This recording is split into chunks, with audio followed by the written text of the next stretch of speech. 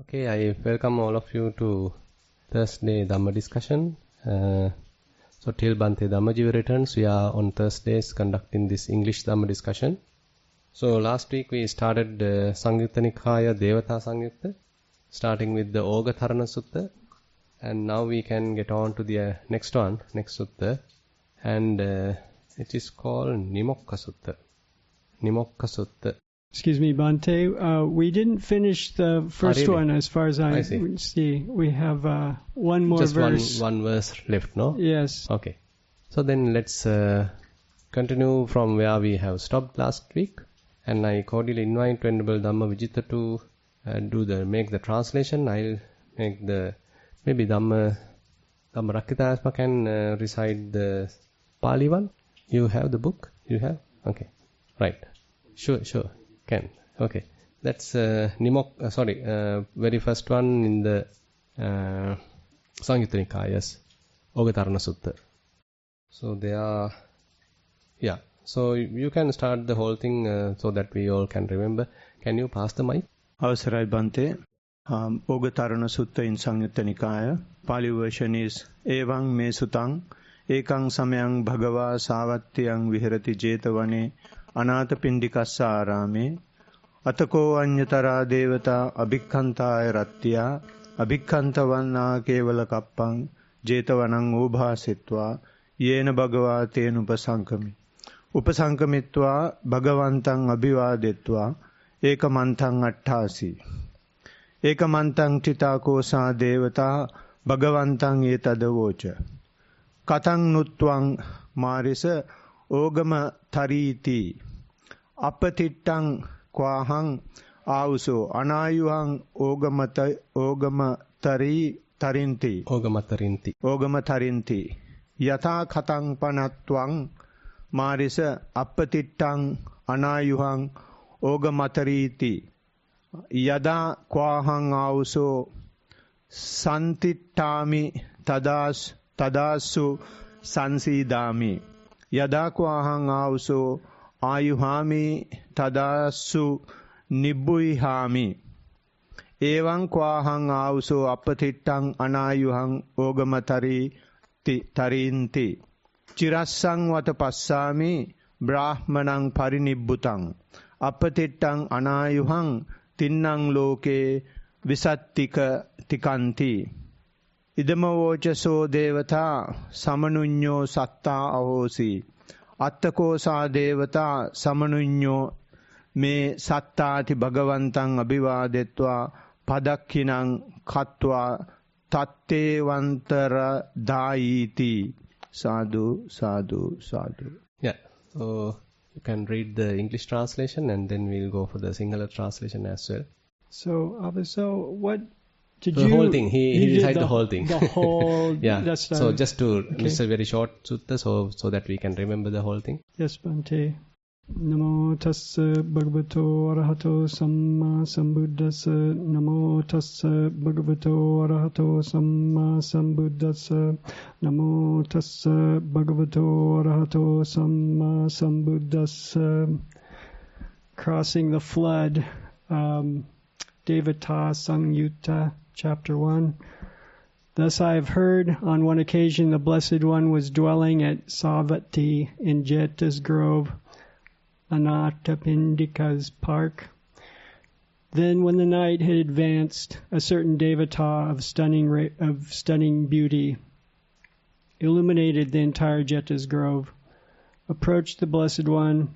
Having approached, he paid homage to the Blessed One, stood to one side and said to him, "How, dear sir, did you cross the flood?"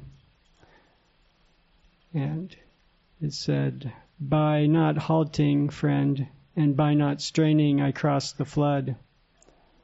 "But how is it, dear sir, that by not halting and by not straining you crossed the flood?"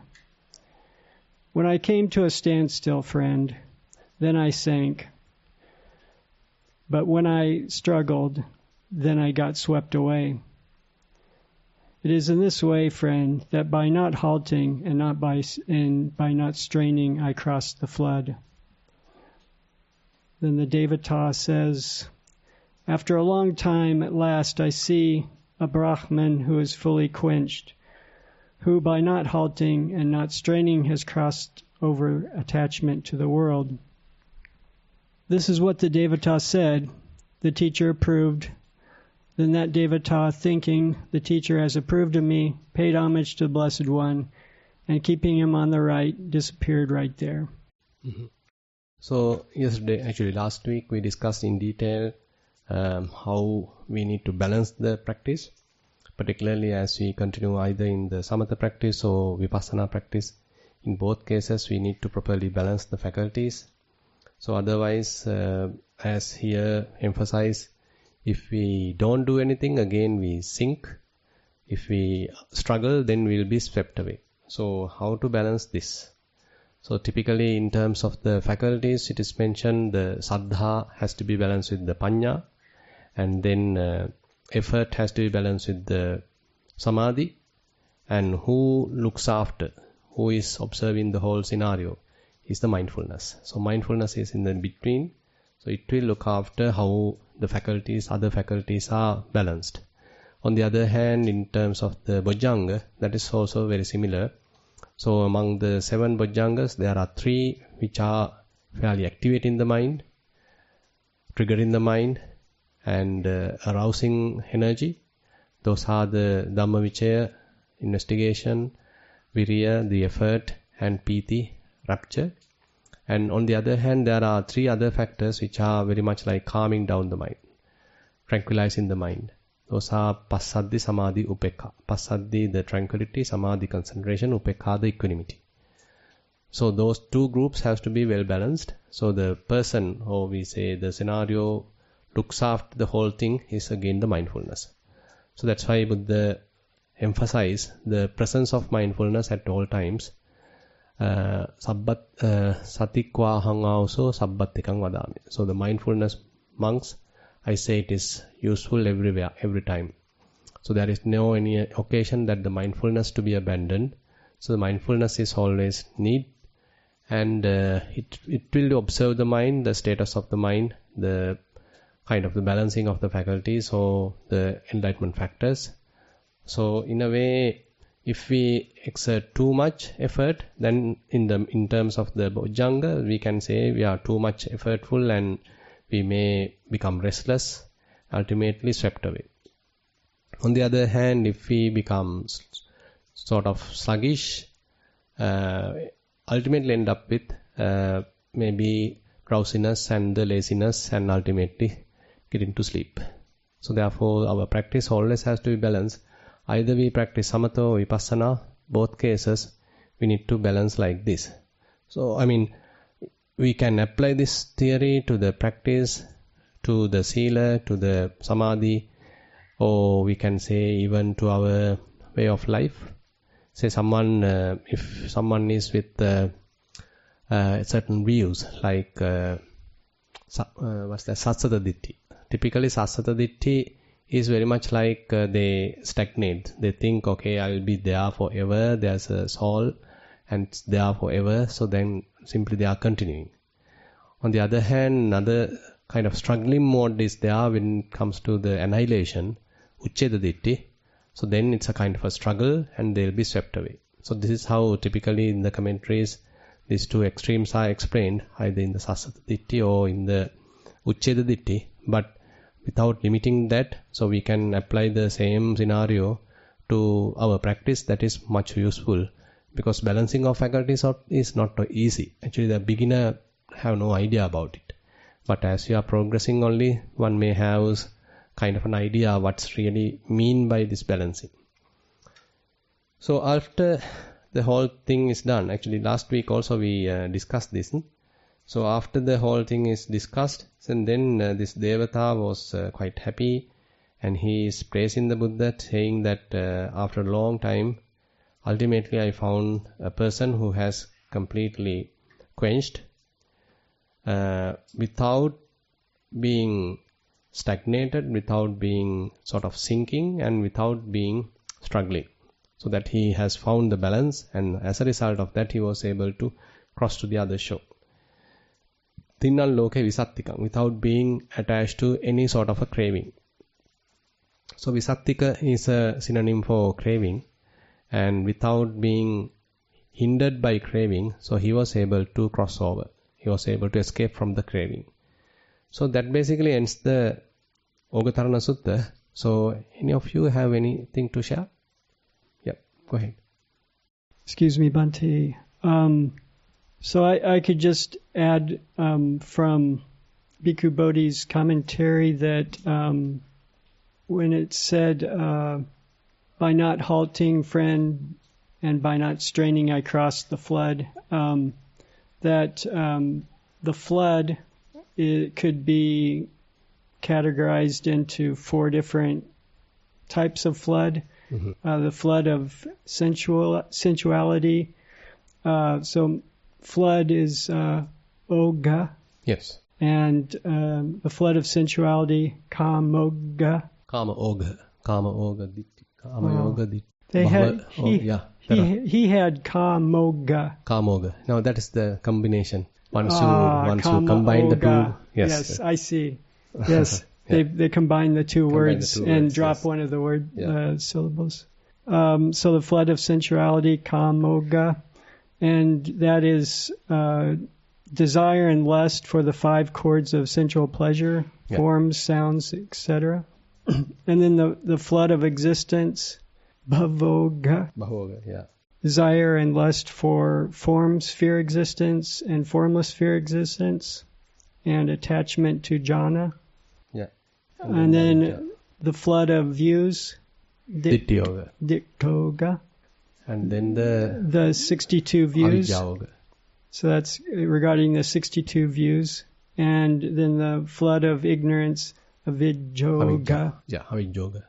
Lack of knowledge regarding the 5 or the 4 noble truths. And then also on fully quenched, after a long time, at last I see a Brahman who is fully quenched, who by not halting and not straining. So by fully quenched, parinibbuto, through the quenching, extinguishing of the defilements. And so attachment is another designation for craving. So this Brahman is crossed over, the Buddha has crossed over attachment to the world. Visattika. Visattika, yeah.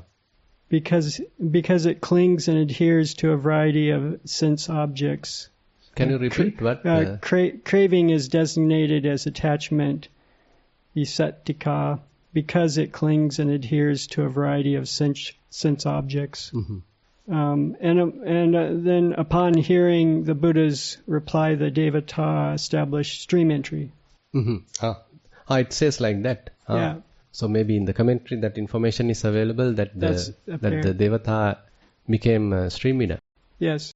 Good. So the 4 ogas, actually as discussed, Kama Oga, Bhava Oga, Ditthi Oga, Avijja Oga. Kama Oga, as he explained, the kind of flood with respect to the sensuality. So our eyes are going after various sights, beautiful sights, and looking after various sounds, smells, tastes, tangibles. So those are the 5 sensual chords. So the Kama Oga, we are being swept away by every time with this sort of a desires arising in ourselves to look beautiful things, to hear beautiful sounds, go for beautiful smells, tastes, tangibles. So that is very much like a mind being swept away every time or under the influence every time with these sensual chords. So the Kama Oga. Then the Bhava Oga. So kind of a, now these are very relevant or some similarities there with the 4 asavas, influxes. Kama asava, Bhava asava, Ditti asava, Ditthasava, Avijja asava. And 4 asavas, 4 ogas, and some other things are also there. Asava, oga, Gantha also I think the same. So anyway, now here the Bhava Oga, so kind of a internal desire to exist. to continue to live, to continue to exist, either in this state or that state. Kind of we have this inherent kind of attachment to such thing. So we need to exist forever. No need to sort of stop existing. I mean, we need to feel that we are existing. We need our presence in a way. Kind of expecting to know that others understand I am present here. So my presence should be felt by the others in a way. There's a little bit of avidya is also there. So how we are trying ourselves to exist continuously. And it, as far as I can understand, it has some relation with the bhava tanha. The bhava tanha, the desire to become. So we are always looking forward. We always have some sort of an inclination towards the future, and always inclined towards some future activity. I'm imagining about some future thing. Say, I'm looking forward to some future activity. I'm yearning for something. So that kind of a inclination towards the futuristic activity, some event, some progress, or some development, or something like that, that is always there. So this is the kama tanha. So that is the what actually we are driving to even to a next life. So that kind of a momentum we gathering, and ultimately not allowing us to finish the life here itself. So we will be jumping to a next life as well. So as when we pass away in this life, so it causes that existing this sort of momentum help us to carry on to the next life as well. Bhava tanha. So therefore, bhava tanha has, as far as I can understand, bhava tanha has a great impact coming to this bhava ogha, where desire for exist, continuity, that is there. And then ditti yoga. So various kinds of views are there. So different views. Now in the Brahmajala Sutta, Buddha comes up with 62 such views. So wrong views, 62 views. Most of them, actually 49, are meditation related. So when someone is having particularly the Pubbē Nivāsānussati Jnana, so, and they, depending on their perception, they come up with various kinds of wrong views.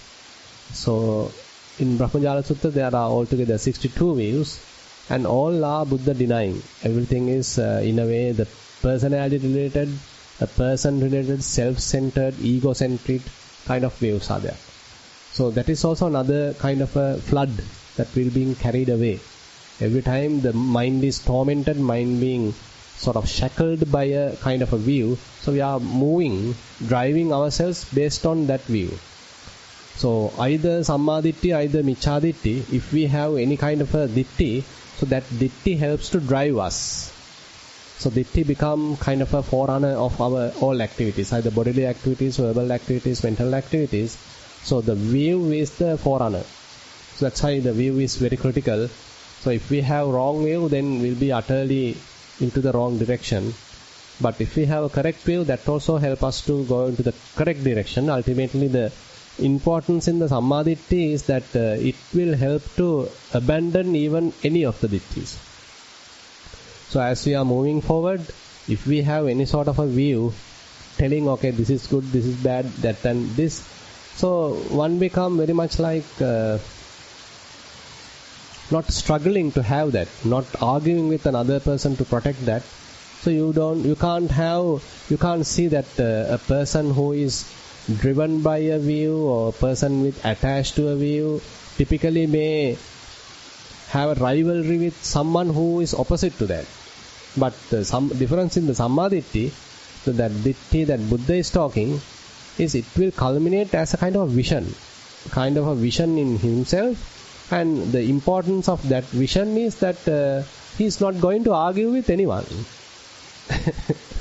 Like in the Madhupindika Sutta, as Buddha answering to Dandapani, so his view is that. My view is that I am not going to argue with anyone.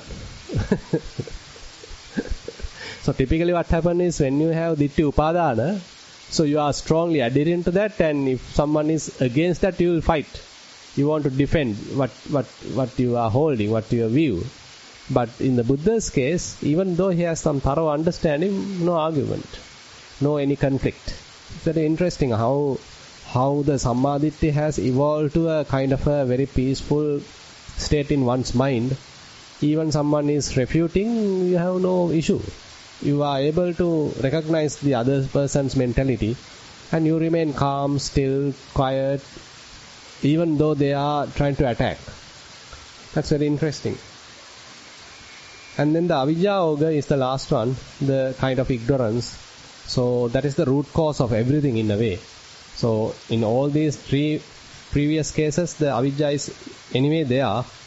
But separately, avidya is considered that not knowing the Four Noble Truths. So that is one sense of avidya. And you know the cause for avidya? Cause for avidya? Ignorance. So in the Sammaditthi Sutta it is say asavas, influxes. The cause for avidya is asava. That's the one example given there. But there is another sutta called Avidya Sutta in the Anguttara Nikaya. So there Buddha say the nutriments for avidya is the 5 hindrances. 5 hindrances are the ones promoting avidya. So it is not that avidya is completely the very very first cause as such, but rather it is also driven by various other nutriments. Without those nutriments, avidya can't exist.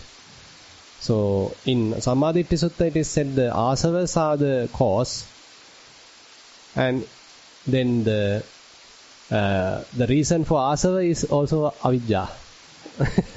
Kind of a circle is there, circulation is there, interrelationship is there. But on the other hand, in the Avidya Sutta, Buddha particularly say, avidya also is not without nutriments. It is also with nutriments. Nutriments are the 5 hindrances. So very interesting how different suttas connect all these things together and helping us to understand what's really going on. Okay, really heavy rain. Hope the others can hear us. We are experiencing heavy rain today. Anything to add, Venerable? Anybody? Shall we go on to the next one? Okay then. Yeah, we'll go to the next one then. So we can start the next one. That is Nimokka Sutta. So Nimokka Sutta is the second sutta in the Devata Sangyutta. So I invite Venerable Dhamma Rakkita to recite the Pali version. අවසරයි බන්තේ නමෝ තස්ස භගවතු අරහතෝ සම්මා සම්බුද්දස්ස නමෝ තස්ස භගවතු අරහතෝ සම්මා සම්බුද්දස්ස නමෝ තස්ස භගවතු අරහතෝ සම්මා සම්බුද්දස්ස සාවත්ති නිදානං අතකෝ අඤ්ඤතරා දේවතා අභික්ඛන්තාය රත්ත්‍යා අභික්ඛන්ත වන්නා කේවල කප්පං ජේතවනං ඕභාසෙත්වා යේන භගවා තේනුපසංකමේ උපසංකමිත්වා භගවන්තං අභිවාදෙත්වා ඒකමන්තං අට්ඨාසී ඒකමන්තං තිතාකෝ සා දේවතා භගවන්තං ඒතද වෝච ජානාසි නෝත්වං මාරිස සත්තානං නිමොක්ඛං පාමොක්ඛං පමොක්ඛං විවේකන්ති ජානාමි කවාහං ආවුසෝ සත්තානං නිමොක්ඛං පමොක්ඛං විවේකන්ති යථා කතං පනත්වං මාරිස ජානාසි සත්තානං නිමොක්ඛං පමොක්ඛං විවේකන්ති නන්දී භව පරික්ඛය නන්දී භව පරික්ඛය සංඥා විඥාන සංඛයා වේදනානං නිරෝධා උපසමා එවං ක්වං ආවුසෝ ජානාමි සත්තානං නිමොක්ඛං පමොක්ඛං විවේකන්ති ති. නන්දී භව පරික්ඛය සංඥා විඥාන සංඛයා වේදනානං නිරෝධා උපසමා එවං ක්වාහං ආවුසෝ ජානාමි සත්තානං නිමොක්ඛං පමොක්ඛං විවේකන්ති. Yeah, go ahead. So this is emancipation at Savatthi. Then, when the night had advanced, a certain devata of stunning beauty illuminated the entire Jeta's grove. approached the Blessed One. Having approached, he paid homage to the Blessed One, stood to one side, and said to him, Do you know, dear sir, emancipation, release, seclusion for beings? I know, friend, emancipation, release, seclusion for beings.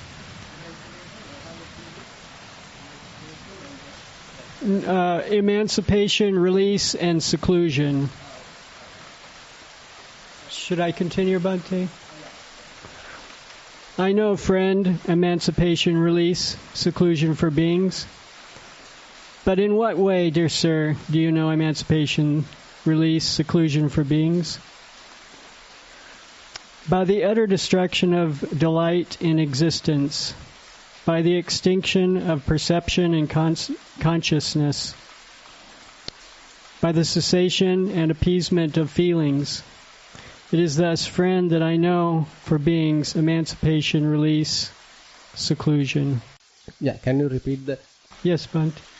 By the utter destruction of delight in existence.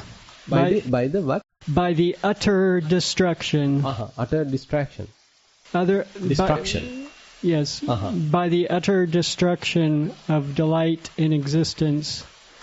By the extinction of perception and consciousness. By the cessation and appeasement of feelings. It is thus, friend, that I know for beings emancipation, release, seclusion. Mm-hmm. Okay. So basically the Devata is asking three scenarios. One thing is, what is the emancipation, that is the nimokka, and then what is the release, that is the pamokka, and seclusion, that is the viveka. So what are these three? Janasi tvang marisa sattanang nimokkang pamokkang vivekanti. So nimokkang, emancipation. And then Buddha says, yes, I know. And then he says, so how one would achieve this? And then the answering statement, that stanza, that is the important Dhamma. Nandi bhava parikkaya, sanya viññāna sankhaya, vedanāna nirodha upasama, evaṁ kvāhaṁ āvso jānāmi sattānaṁ nimokkam pamokkam vivekanti. So Nandi bhava parikkaya, so the delight for existence in a way. So delight for existence has to be completely uprooted. Nandi bhava. So bhava to the existing existence, so we have a kind of a delight, we have a kind of an attachment, we like to live, we enjoy living. So all such kind of a desire for continuity has to be abolished, abandoned. Then sanya, viññāna, sankhaya. So the sanya has to be sankhaya. So how it is translated? Uprooted?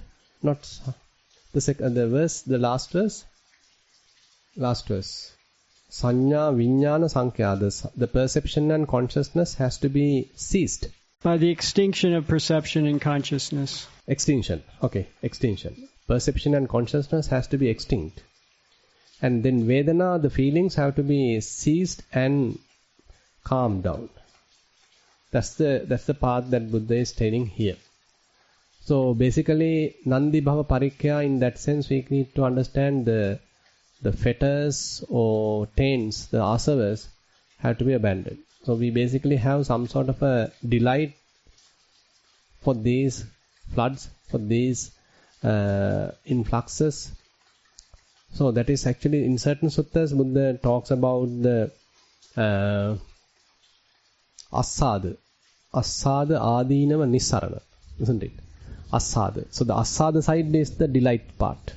So with respect to the body or with respect to any kind of a materiality, any sort of form aggregate, we may have some sort of an asada, some kind of a delight, some sort of a satisfaction. So that is why we are going after that. That's why we attach to that.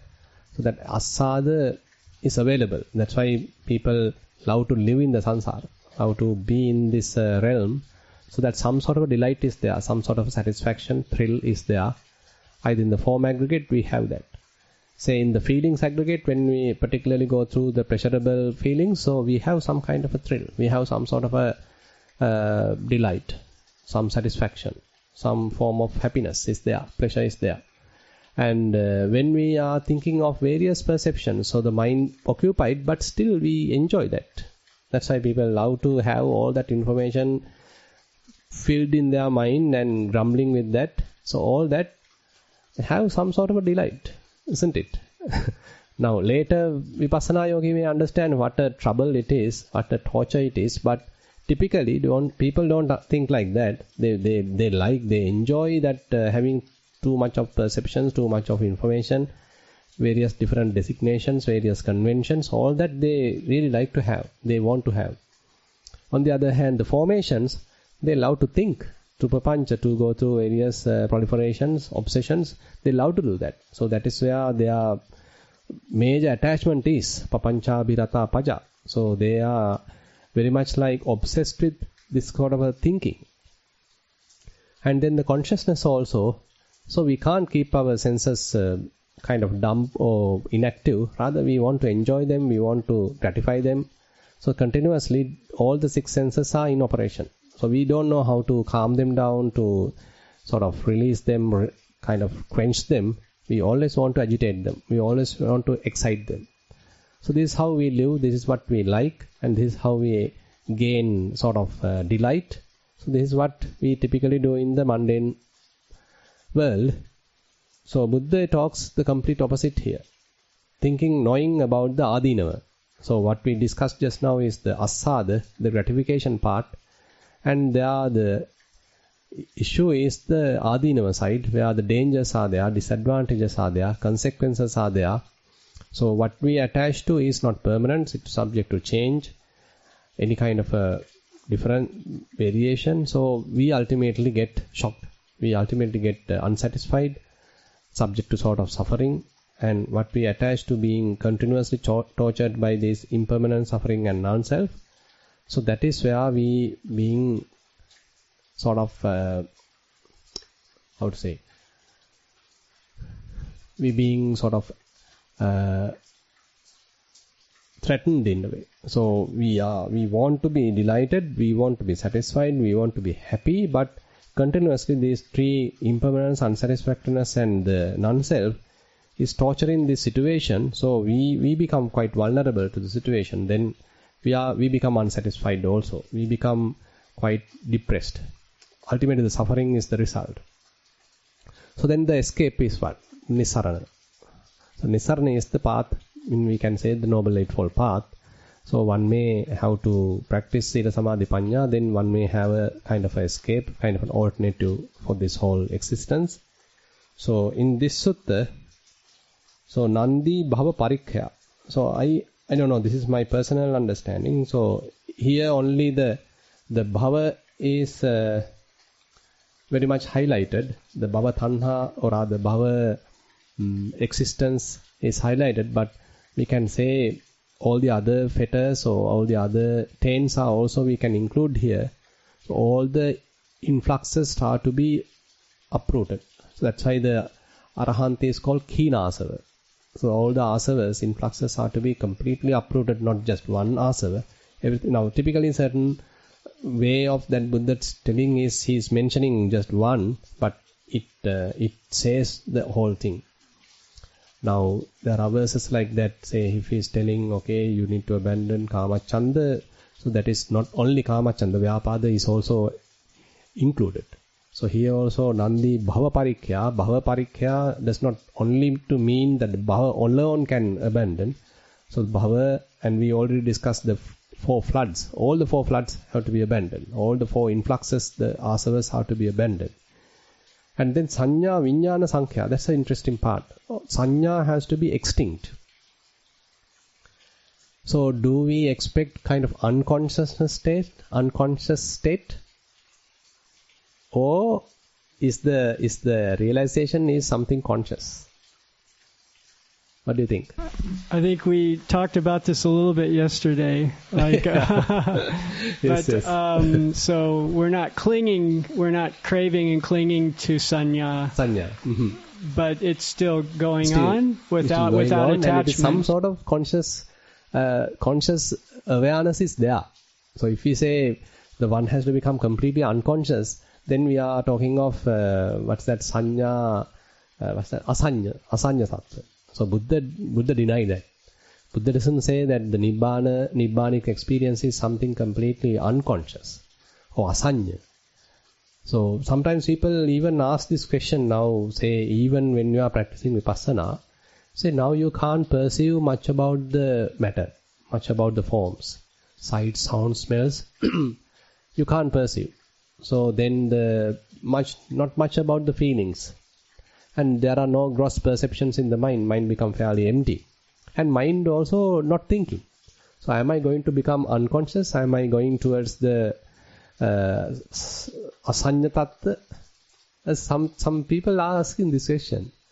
So utterly not completely aware, fully aware of the situation. So while seeing, the mind is completely secluded. So that's a kind of a very difficult to say logically explain it. So how, while seeing, how the mind gets secluded, while hearing, how the mind gets secluded, smelling, tasting, touching is in a way to some extent there. It is not, you are completely deprived from all that, and you become completely dull or dumb or completely indifferent or callous kind of situation. You are fully aware of what's really going on, but mind remains calm. Mind remains fully aware, but not involved with anything. So that's sanya. The extinction of sanya is not, we expect that you have no sanya at all, or all the sanya are completely destroyed, but rather you are still conscious. Yes. Yes, Bhante, I just wanted to, this one had kind of perplexed me for a while, this sanya, which is usually translated as perception, but then I read Analio Bhikkhu's kind of translation of it is, cognition is another translation, but also that sanya is giving us information, so it gives us like this is green. So that's kind of a perception. Exactly. Now that's the thing. So the typical translation as perception is very, gross kind of a translation. But the sanya, the Pali term, is a much broader. So it includes all the marks, signs, and later it may grow to the level of perceptions. So sanya is not limited to the perceptions where we carry after we go through all this, say digestion of all these different information we create a kind of a perception. That is how we interpret it, right? That's the perception. But the sanya, the typical meaning, has much broader understanding, where you may have that sort of a perception maybe at a later stage, but at the very rooted, very beginning, you are simply picking the signs. Now, when I see you, I am picking certain signs about your appearance, so that also sanya. Still, I haven't developed a perception. So this is a very fundamental level, picking of various signs through the eye sense, the faculty. So that those signs are also comes under the sanya aggregate. Excuse me, Bhante. So we need to be able to recognize things exactly in order to be able to survive. And so, but it's when I don't know, when does it become when I say I really like this green that is lid, where we go wrong. Yeah. But that would be like papancha. Yeah, then I am including my perceptions into the experience. I am inserting my own likes and dislike into the experience rather than merely experiencing it. So if I am limiting my whole experience just to mere very fundamental experience, then I have no trouble. So that's why the whole teaching of the Bahir, ditte ditta mattang, you mere restrict or stop yourself to the mere experience. Ditte ditta mattang, sute sutta mattang, mute mutta mattang, viññāte viññāta mattang. Don't go for any kind of a brooding. Don't go for any kind of magnification, multiplying or proliferation, just keep it to that limit.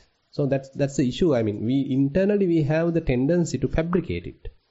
So once we grab some information, we can't merely keep it as the raw information. On top of this raw information, I am multiplying it. I am adding my own stuff into it. How can I stop it? So that is the very important thing. It is not that we are trying to become blind or dumb or something like that. So the senses are still fully in operation, but the mind stopped its fabrication. Mind has stopped its preparation, internally what we do. So the Sabba Sankhara Samatha ends that sense. I feel it is more stopping of this fabrication process. Not that we are being completely unconscious. We are consciously, the mind is remaining uninvolved, isn't it?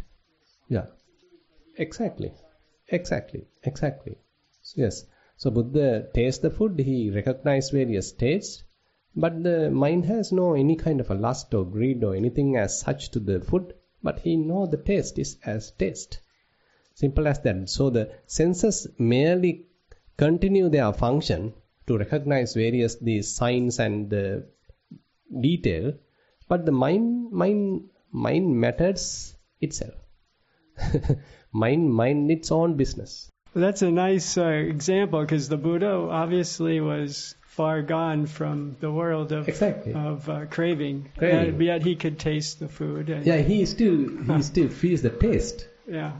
When he become enlightened. So that's a perception at a simple level, right? To taste, to recognize taste. We can't say it has developed to the perception level. So it is merely knowing it to the sensory level, isn't it? Sensory in the sense, if it is a now say, if I am pinching, then maybe a painful feeling. So I feel that pain. But if I am touching and softly, maybe a pleasure. Okay, I may feel that pleasure. But attachment to pleasure or any grudge towards the pain, that is not there. So he endure both cases with an even mind. I feel how we operate through our senses have to be in a way reprogrammed, so that our mind, our own perceptions, our own judgments have to be stopped. Our judgments are the trouble actually. We do some assessment on top of what we gather, isn't it? Any comments? You seem puzzled. Vasai Swamnanse? Yeah. Yes, I'm just, as I'm listening, I'm thinking how I can personally experience it. Yes, in everyday activities. There are so many opportunities for frustration and anxiety to arise while doing our daily tasks. So I am just,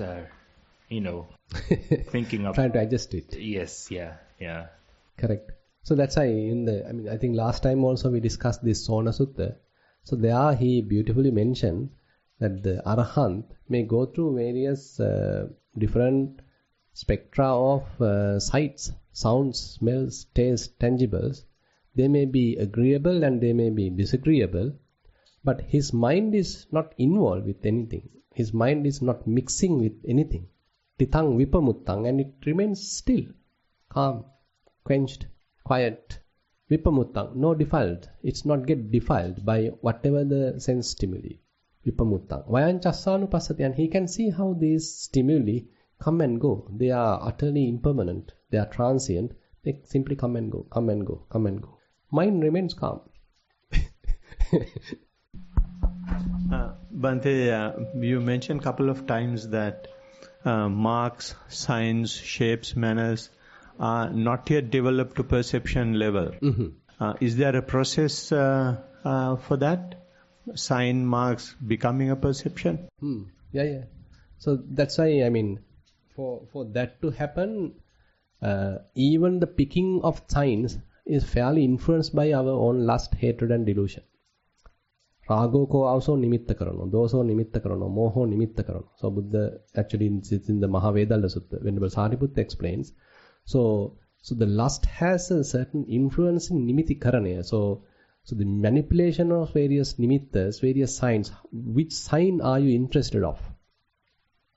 Now say for example, when I show something, so you may be interested of the appearance, you may be interested of the color, maybe the size, the orientation, or this and that. So various minds may be interested of different information.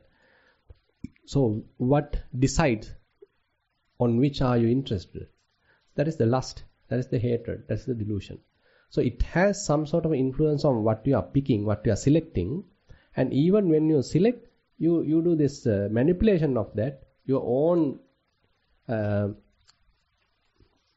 mixing of all that collected information, that is also comes as a result of lust, hatred, delusion. So nimitti karanaya basically means that picking as well as combining all the nimittas, and you are preparing something. So it becomes something for you. For someone it may be a very important thing, but another person it's not an important thing. Depending on the same object, by the way. So the object is not yet really influencing the whole thing, but individuals' perceptions, individuals' internal lust, hatred, delusion, that's what's really matter. So till we have lust, we start picking the signs and manipulating it and combining it as we like. Till we have hatred, we do the picking of signs, combining, manipulating the whole thing. Till we have ignorance, we do the picking of signs and manipulating and holding it. So the moment we have no lust, no hatred, no delusion, then signless, and then no desireless, empty. In a way. So suññato animittocha then will be there, because the mind stops taking the signs. So it becomes signless now. It doesn't want to pick the signs now, isn't it? So the nimitti-karana has stopped now. So the lust, hatred and delusion is the one really responsible for this whole process of gathering the nimittas, gathering the signs and manipulating and creating some kind of a object. So that objectification has stopped. The picking of various signs as good, bad, say agreeable, disagreeable, I like it, I don't like it, all that has stopped. So nimitti-karana has completely stopped, because the reason for nimitti-karana is the lust, hatred, delusion. So therefore, it doesn't mean that you can't recognize the object. In the conventional terms, you can still recognize, okay, he's a male, he's a female, he's a father, he's a brother. So all that is possible. But knowing that it is a mere recognition, it's a mere convention. That's why even the Arahant Buddha say, so he himself used that I preached, he talked to me, even he used the mundane terms, but knowing is a mere convention. Yeah. If I may understand, when greed, hatred and delusion is removed from science marks, whatever science marks that you generally use without those basic roots will be perception. We can't say it will develop to the level of perceptions. Now, previously we may develop it to a perception, but now we are not developing any perception from them. So the Arahant, as far as I can see, Arahant has the complete mastery of having his own type of perception. So that's why sometimes it's called now, Buddha say, so if assume that something beautiful is there. If he want, he can perceive it as beautiful. If he want, he can perceive it as not beautiful. And if he want, he can perceive it as neutral. So the perception is under his complete control, rather than he being lust, hatred driven. So when lust is there, it is influencing the whole thing, and he being driven by the lust. But now here, his mind is, he can prepare whatever he want, like. So in other words, so long as the roots are there, there is a tendency for perception. Exactly. And if no roots are there, no perception. No perception, no, he can, as you said, I mean, no perception, or he want perception, he can have perception also. Yeah. Complete mastery of type of perception in that sense. And on the other hand, now we are talking of the perceptions, but on the other hand, now that there's a very beautiful verse, na sanya sanyi, na visanya sanyi, nopi asanyi, na vibhuta sanyi, evan sametasya vibhoti rupang sanya nidanahi papancha sankha. This is a very interesting verse where Buddha explains the proper, say, perception level or proper consciousness level, what an arahant may carry on. It may be completely free from that mundane kind of mundane kind of different perceptions. Say with respect to the typical mundane mind, so he has some various kinds of information with respect to, okay, this is blue, this is right, this is green, blah blah. So various mundane conventional perceptions are there. So at this, I feel this may be in the Arahant Phala state, I don't know. So his mind is free from that. His mind is empty, completely pure, or can say spacious. So that mundane millions, billions of signs are not there. So typically we use all that to recognize, but that is not there in his mind. Mind is empty. Na sanya sanyi, na visanya sanyi. Na visanya sanyi means that his mind is not completely, has gone to a complete visanya. How to say? Say someone say unconscious. It's also not that. So he's fully conscious. Na visanya sanyi. Or we can say sometimes people translate it as the vikurti sanya, where now say if I am telling this is black, so it may be understood. So if I am telling it is white, then it's a kind of it's going against the typical understanding. So I have some problem in my perception. So here it is also not that. So he can agree with the typical conventional perceptions. He has no any perplexity on that. He has no any kind of a weakness in that. He is perfectly operate in the typical level if it is necessary. Na visanya sanyi. Nopi asanyi is not unconscious. Nopi asanyi. Na vibhuta sanyi. It is not completely, the perception is not completely destroyed either. He has some sort of perception. Sanyicha panasa. He has some sort of perception also. Not completely rid of any kind of a perception. That's also wrong. So this is the type of state typically explained that Vasudeva Arahant is having. So his mind has some perception, but it is not the mundane millions, billions types of these conventional perceptions, marks, signs. Not his completely has a diverted, inverted or a deformed kind of a perception, not even that. And then he is not completely unconscious and not completely destroyed the perception either.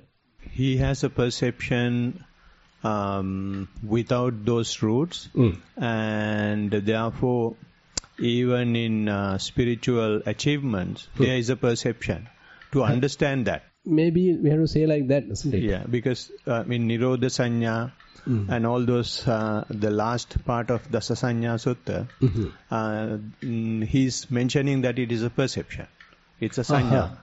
It's a sanya again. Yeah, he used that term. The Buddha has used that term. Yeah. Anicca sanya, anatta sanya, nirodha sanya, viraga sanya. So like that, a series of perceptions. Yes. So, I mean, I'm very difficult to explain this. So, I mean, certain suttas are there. So, sanyicha panasa, it's a very contradicting statement. So, Buddha say he has no patavi sanya, no apo sanya, no water sanya, all no, but still there is a perception. So what I feel is his teaching is just to take away the clinging part, and then the perceptions and consciousness formations, all that will exist, so long as the clinging is not there. Yeah. So his mind become free from that, isn't it? So I mean, the aggregates may be operating for the sake of operation, but they are merely sankhara. Sometimes it's mentioned in the suttas like shuddha sankhara punjoya. So it's a mere formations. I mean, they are utterly coming and going and impermanent. I have no business with it. I have no attachment to it. I have no involvement with it. I don't mind about it now. Now what I have here is also that. So he's telling, okay, you do whatever you want. I have no issue. That was this Adimutta Thera Gatha. So that's the statement he's making. Okay, Gamini, if you want to kill, go ahead. Just a mere perception. Sorry, mere formations.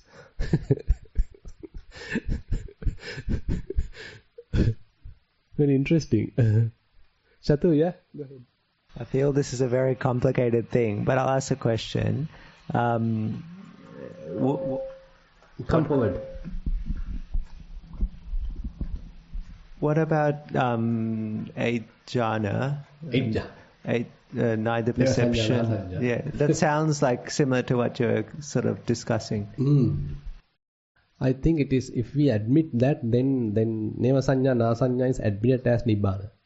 We can't say so. So Buddha denied it.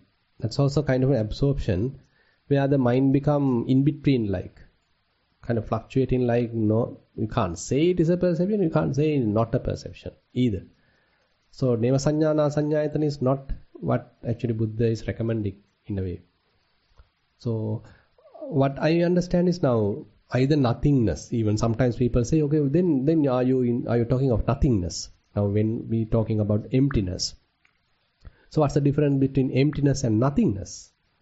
Isn't it? The akinchanyayatana. So there I feel is more into the conditioning of the mind still. Now emptiness, we talk about the empty of a being, empty of a person, empty of a self, or what belongs to self. It's a kind of realization, kind of an understanding. But the nothingness is a kind of a programming of the mind, conditioning the mind, so that you are conditioning the mind saying nothing is there, nothing is there, nothing is there. So you are absorbed to nothingness. Not through an understanding, not through vipassana, but as a tranquility practice, you can condition the mind telling nothing is there. But in the emptiness, it's different. You may go through some practice, and as a result of the practice, you can see there is no essence in any place. Not here, not outside. There is no essence, no any core.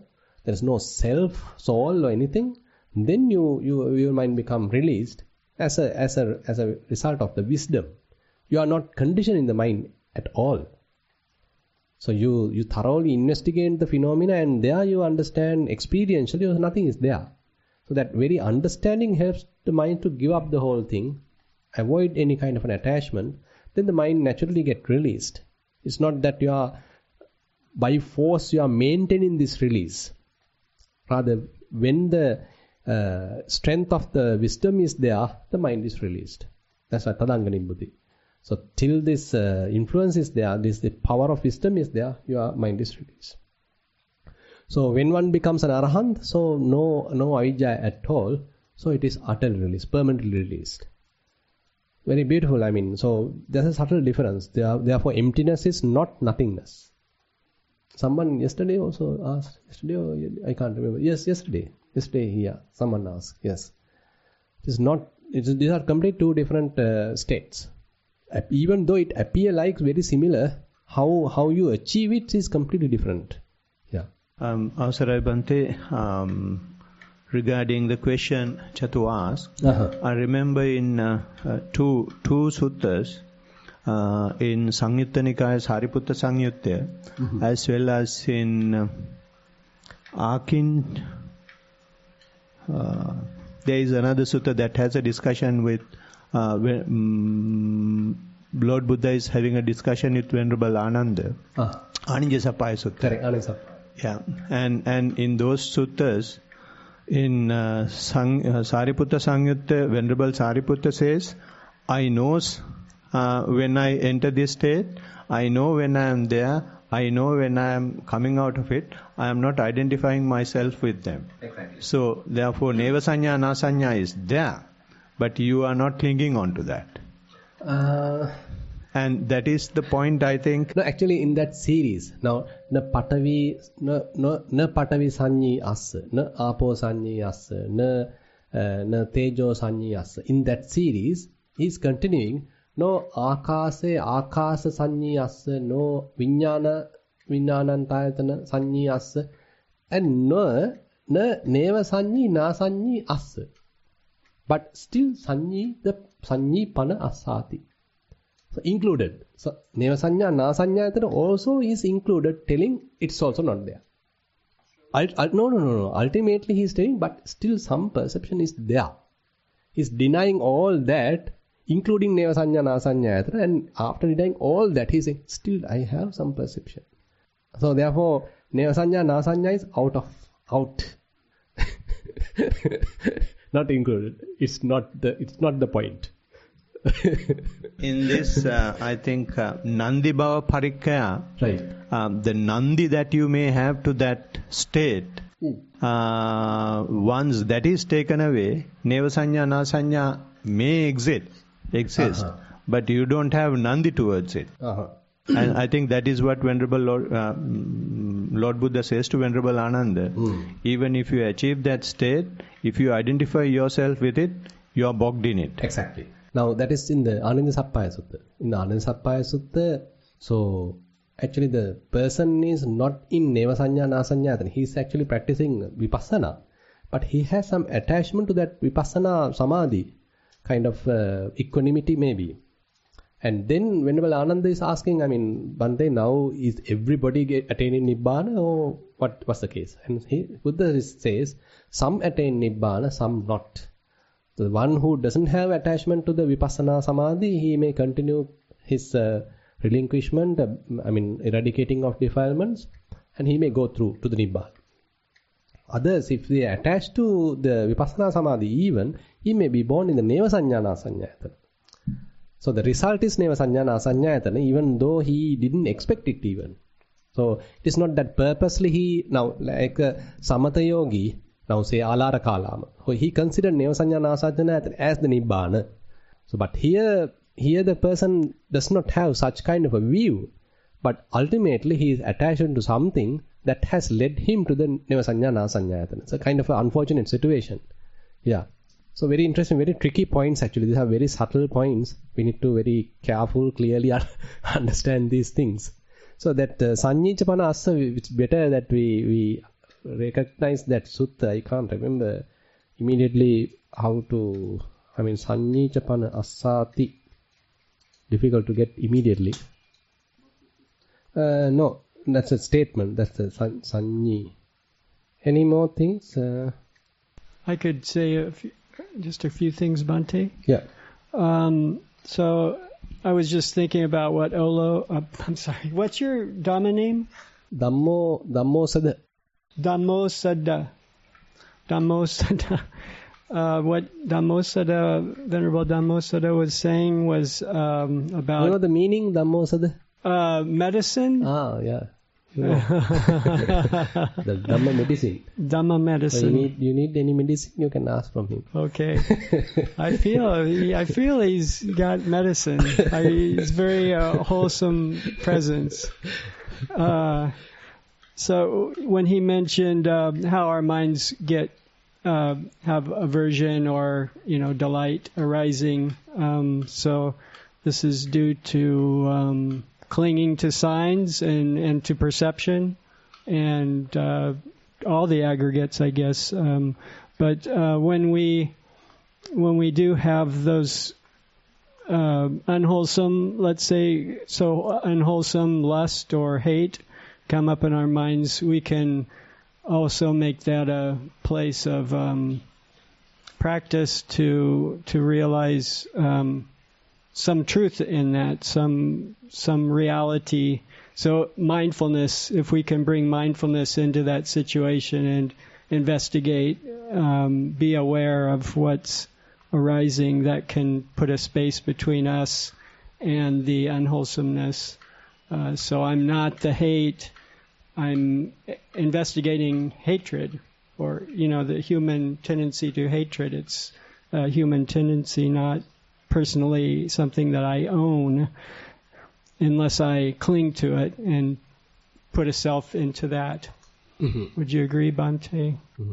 You mean whatever the experience, we are not identifying, we are yes. not personifying, we are not inserting a person into it? Right, correct. Yes. So instead of, normally we think I'm really mad at that person, and so we put a feeling, we put the I into correct. It. Exactly. Yeah. Exactly. That's the whole theme of the Bahya Sutta. So once you are able to restrain yourself to the limit that ditte ditta mattang, sutte sutta mattang, mute mutta mattang, viññāte viññāta mattang, then you are not there. You are not here. You are not in between. So there is no person at anywhere. It's the end of suffering. So you are not identifying at any experience. You are not putting any attachment to there, aversion there, or not adhering here, perceiving that there's a person who is going through, nothing is there. So you are not established anywhere. Excuse me, Bhante. Yeah. So maybe we could question, where is this hate that I call me? Where, what part of me is hate? Or something, question. Exactly, question. kind of counteracting it. Yes. It may help to abandon it, isn't it? So when the hate become rootless, personless, then where the hate to remain? You are applying the non-self into the hate, then hate can't remain. Or maybe the feeling, where does this feeling of hate arise in me? It's in something, energy in the chest, the head feels hot. Correct. And I'm starting to sweat. And Correct. so you notice the materiality that arises in the body. And then we start to identify with the materiality rather than the hate, or an idea of hate. Correct. So I found that sutta. So it's called Samadhi Sutta. Can someone read?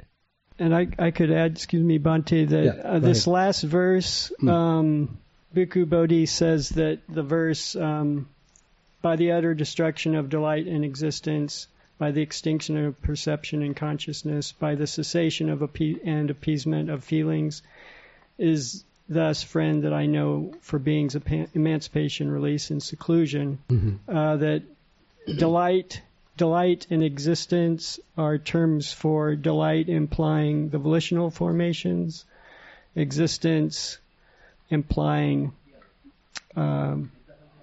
form, and the other three aggregates are shown under their names.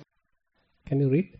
So basically, what I was saying was the last verse is basically saying by the non-occurrence of the five aggregates, there is nibbana. Nibbana, exactly. So no upada, no clinging at all for any of the aggregates. So mind is free. Yeah. Whole thing. Go ahead. Yeah. This is Samadhi Sutta in Anguttara Nikaya Dasaka Nipata Anisansa Vagga. Atako Ayasma Anando Yena Bhagava Tenupa Sankami. And then previous part is there. Ekamantang Nisinnoko Ayasma Anando Bhagavantang Etadavocha. Siyanuko Bante Bhikkhuno Tatarupo Samadhi Patilabo Yata Neva Pataviyang Patavi Sanyi Assa Na Apasming Apo Sanyi Assa Na Tejasming Tejo Sanyi Assa Na Vayasming Vayo Sanyi Assa Na Akasa Nanchayatane Akasanyayatanan Sanyi Assa Na Viññānañcāyatane Viññānañcāyatana Sanyi Assa Na Akinchanyayatane Akinchanyayatana Sanyi Assa Na Neva Sanya Nasanyayatane Neva Sanya Nasanyayatana Sanyi Assa Na Idaloke Idaloka Sanyi Assa Na Paraloke Paraloka Sanyi Assa Sanyicha Panassati Siya Ananda Bhikkhuno Tatarupo Samadhi Patilabo Yataneva Pataviyang Patavisanyasa. So the same thing repeats. Repeat. Ultimately, he denies na paraloke paraloka sanyasa, but sanyicha pana asati. But still some sanya is there. That's the point. So interesting point is that the whole mundane, we can say all sankata, the condition states are all included. That's a pataviya, apo, tejo, vayo. That's a mundane, the physicality is included, and all the arupa jhanic experience that also included the neva sanya nasanya. All denied, by the way. This is not that. This is not this. This is not this. But still something is this. Something is available. What is this? So then that what is this is also asked somewhere in the Sariputta Sutta, I think. He say about the Nibbana. He says, Kin sanyi panayasma sariputto tasmin samaya ahositi bhavanirodo nibbanang also anyacha sanyi uppajjati anyacha sanya niruddhati. So that's what I have. Bhavanirodo nibbana. So his mind is not making anything, basically. Stopped. That's what I understand. I mean, basically, so Bhavanirodho Nibbānaṁ is, so your mind has no bhava tanha at all. Now when you are in any kind of these states, so you may have some kind of a desire to exist there, isn't it? Say, assume that you are in the first jhana, you like it, be in that. Maybe neva sanya, na sanya, you like it to be that. But here, you have no desire to exist at any of state. So then mind is in the Nibbana. So the desire has to be completely abandoned, isn't it? So when you have any form of a desire, even to exist, even to experience, then you are not in Nibbana in that sense. Assa here means present. The Pali term assa is, there is still something. Hanyicha panasa, there is still a perception. So what I feel is that word is very important. Exactly. Because it gives the permanent perception. Permanent perception. Yeah. When you say assa, and when we say it is not there, it keeps changing. So you can't take a perception, and if you take a perception, the only perception you will have to take is changing perception. Correct. Now that's why we have to say it's asankata. It's not something created. If something is created, it will subject to change and ultimately pass away. If something is not created, then it's the asankata. Yeah. Akata, asankata is the terms of Nibbana. So it is not something created. It is not something that you are conditionally formed. Okay, we have spent more than 1 hour. So you can go ahead with the sharing of it. Any question from outside? Asrai Bante. Yeah. We received one report. Will you allow me to read? Or? Okay. We'll proceed. Okay, Bante. It has 3 sections, Bante. I will read all together. Theruvan Saranai Bante. Have been meditating for the last 4 to 5 years. Report. Walking meditation. Started by concentrating on lifting and placing the feet. Certain feelings come and go. Thoughts would occur at certain intervals, diverting the concentration. At first, was able to make about 60 steps without disturbances, and this went up to about 200. After a while, the mind seems to be nowhere, not concentrating on the feet, nor running after a feeling or thought. Experiencing this for the first time in walking meditation. Meditation time was about an hour. Sitting meditation. Started concentrating on the in and out breath at the end of the nostrils. Feelings and thoughts seems to pass by very frequently. These seems to be mostly related to anger, pain or sadness from the past experiences. Initially was not able to concentrate much on the breath, always running after a feeling or thought, but gradually was able to make about 40 breaths without disturbances and raised up to about 100. After a while, experienced a state of mind without feelings and thoughts.